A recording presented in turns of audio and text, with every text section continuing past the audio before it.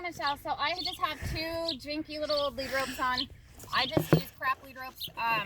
If for some crazy reason I have to cut them off, I do have a knife and scissors close by.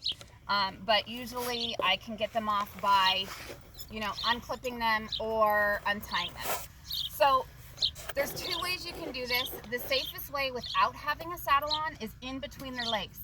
So ideally first, you're going to want to kind of take just a regular lead rope with, and just kind of wiggle it between her legs. See how she is with it, with her halter first, and then just throw it over her back. And you're going to do the same thing on the other side.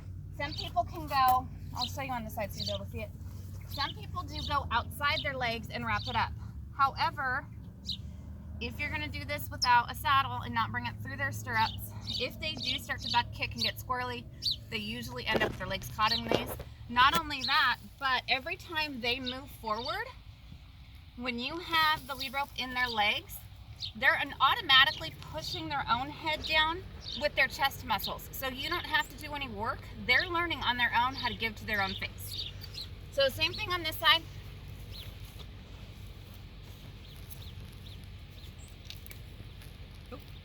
And I got caught on this chestnut. Okay. So again, I haven't done this in a long time, so I'm gonna start super loose.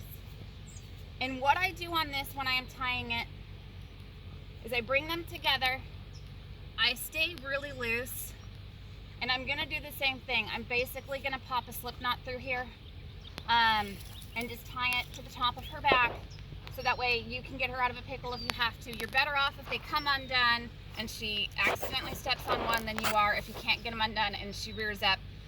The number one thing that happens is they tend to rear up and flip themselves over.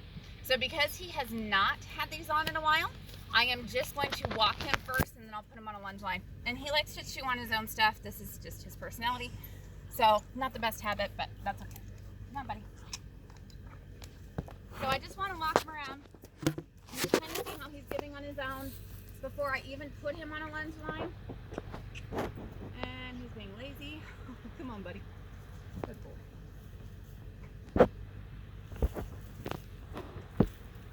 We'll come back up to you. And you'll notice as he's walking, Jared, his legs are automatically pulling those lead ropes where they need to go. I do have one longer than the other, which I didn't notice. That's another thing you're going to want to check. So we'll go ahead and tighten that up just a little bit.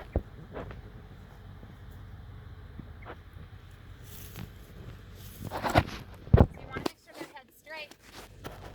And tie them up again. Same thing, you want to do a loose knot. And I'm going to walk him again and see how he is to this level.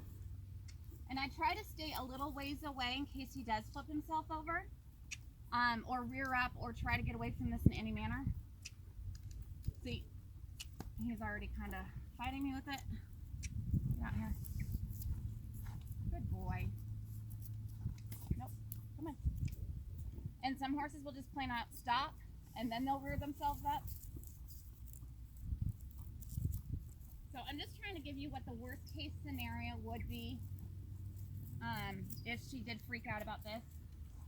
But see how his chest muscle now is dragging that head down and hell. And then when I'm lunging, I don't go too much stronger than this. If we're standing here tied, and I mean tied just by him standing here on his own, I do not tie them up when they're like this. I'll go just a smidge. He does know how to give to the bridle, so I'm going to ask him. So I'll go just a smidge to where his head's down a little bit, tie him with these up on his back, and I will go get my lunge line. I will let him stand here for a second, and he'll stay quiet like that for a while. This is kind of his reward, just because he's pretty sure he knows what's going to happen next. And then when we go to the lunge line, I'll loosen him up some more. Okay, Anthony, you can wake up and shut that one down for Michelle.